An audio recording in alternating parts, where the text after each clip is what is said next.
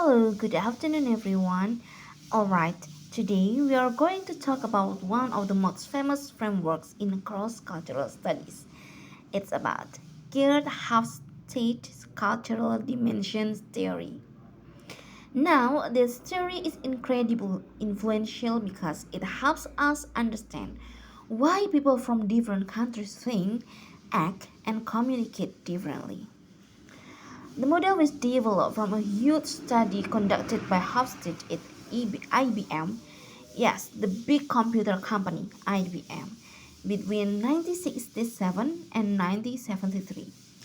He surveyed employees from over 70 countries to see how their national culture shaped their attitudes at work. From that data, he built one of the first scientific data-based attempts to actually measure culture. Later, scholars started applying it not just to management but also to education, politics, and even communication. According to Hofstede, culture is basically the collective programming of the mind that distinguishes one group from another. He called this our mental software. It means that our mind is programmed by our culture and that affects how we see power, authority, uncertainty, time, and even pleasure. So, how did Halstead figure all this out? He realized that even though human beings everywhere face the same basic problems, things like how we handle inequality, how we deal with uncertainty, how we think about time, we solve those problems in different cultural ways. By running statistical tests called factor analysis, he found patterns that became what we now call as the six cultural dimensions. The first, it is about the power distance index, or sometimes we call it as PDI. The second is individualism versus collectivism. The third, masculinity versus femininity. The fourth, uncertainty avoidance index, or UAI. The fifth, long-term versus short-term orientation. The sixth, indulgence versus restraint, where each one of these is a spectrum, not black and white, and each country can fall anywhere along this continuum. One about the six dimensions of house state theory about culture. The first, it is about the power distance index, or we can say that as PDI.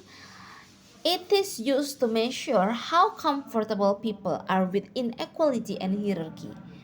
In high power distance cultures like Indonesia, Malaysia, or Mexico, where people tend to accept hierarchy, it happens in your working area, like when your bosses are respected, decisions come from the top, and questioning authority might be seen as disrespectful. But in low power distance cultures like Denmark or New Zealand, people prefer equality. So, as employees, if you have an argument to your boss or you are disagree uh, with your boss, what is that? Roles or decision, you can talk to your boss. You can share your opinion, and your boss will accept it well. Okay. Subordinates expect to be consulted, and relationship between managers and employees are more casual in Denmark and New Zealand. The second is the dimension of individualism versus collectivism. What does it mean? In individualistic cultures, people focus on personal goals, freedom, and self-expression.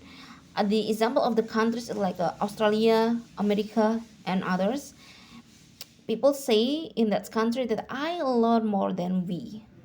Meanwhile, in collectivist cultures like Indonesia, Japan, or China, people value harmony, loyalty, and the group's success over personal ambition. If you've ever noticed how nations avoid direct confrontation to keep relationships smooth, that's collectivism at work. And we have a culture that we have to keep the good relationship with our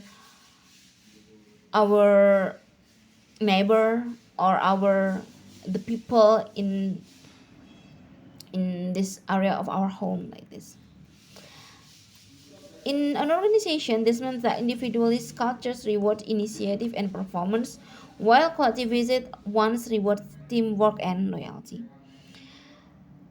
But don't make it wrong. You cannot bring the collectivism cultures when you do like a final task or middle task when you have to do it by yourself, not being a teamwork. Yeah.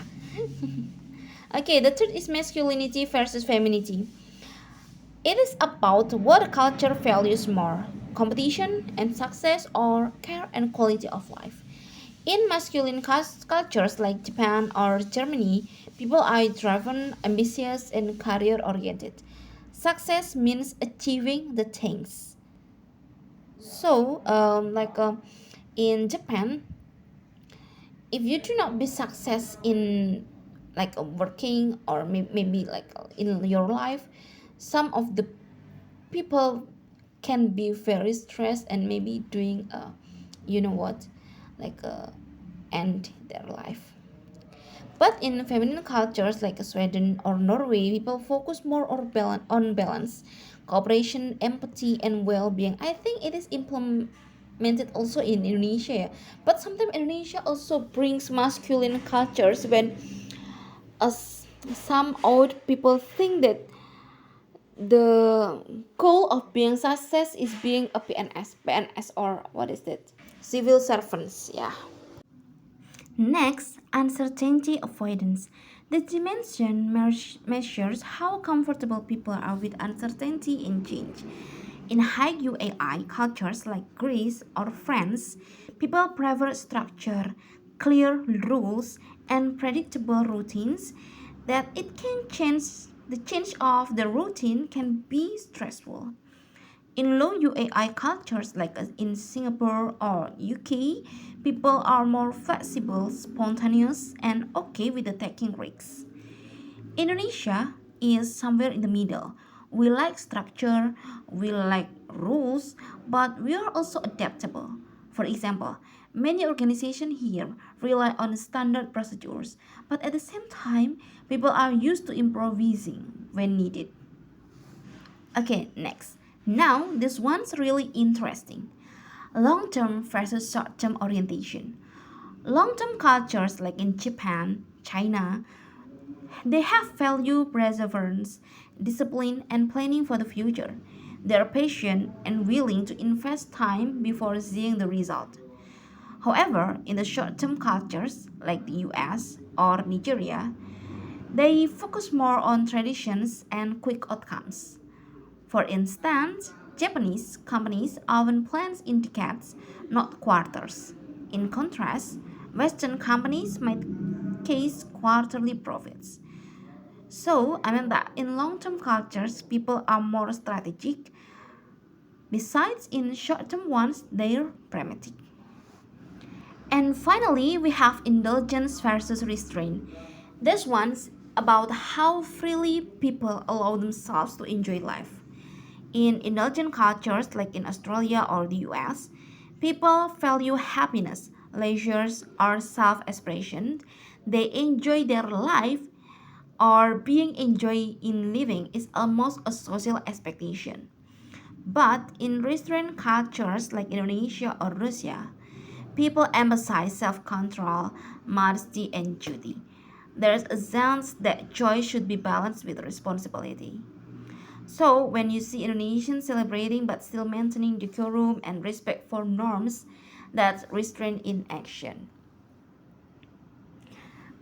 Now, why is this story important for us, especially in cross cultural understanding? Because Hofstede's framework helps us make sense of differences in leadership, teaching, and communication. In management, for example, leaders in high power distance cultures tend to give clear orders and expect respect. But in low power distance cultures, leaders seek consensus. In another dimension, collectivist workplaces prioritize teamwork, individualist ones reward personal initiative. Moreover, in education, students from collectivist or high PDI backgrounds may be quiet and avoid arguing with the teacher, not because they don't understand, but because they're being polite. In Western classroom, students are encouraged to debate, even with the professors. And in our daily communication, direct speech works better in individualist cultures, while indirect polite language is more effective in collectivist ones. As noted in one of the our source book, these cultural patterns even influence organizational effectiveness, like in shaping motivation, satisfaction, and how people see their roles. Of course, not theory is perfect. Hofstede's model has faced criticism. First, it is based on the data from IBM employees, that's a narrow sample, not the entire population.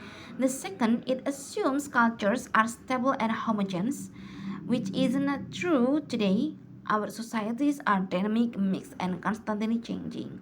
Third, it reflects Western bias in some aspects, like focusing too much on individualism. So, what's the takeaway? Use Hofstede as a guide, not as a label. It is a starting point for understanding differences, not a way to stereotype people. Okay, I think that's enough for today. Just remember that Hofstede's sixth dimension it is about power, individualism, gender values, uncertainty, time, and gratification.